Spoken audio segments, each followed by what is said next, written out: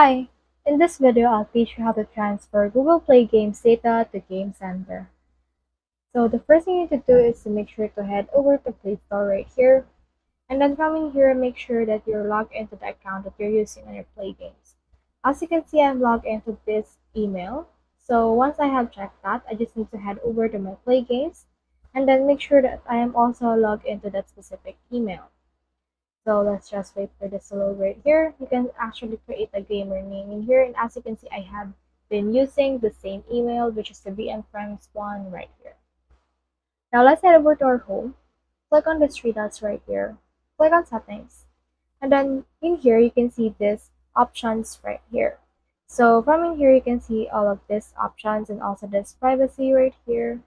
So you can just click on that and then make sure to enable all of this. So you can see this, let others find you, gameplay can access, and also all of this. But what you need to look for is to transfer game data.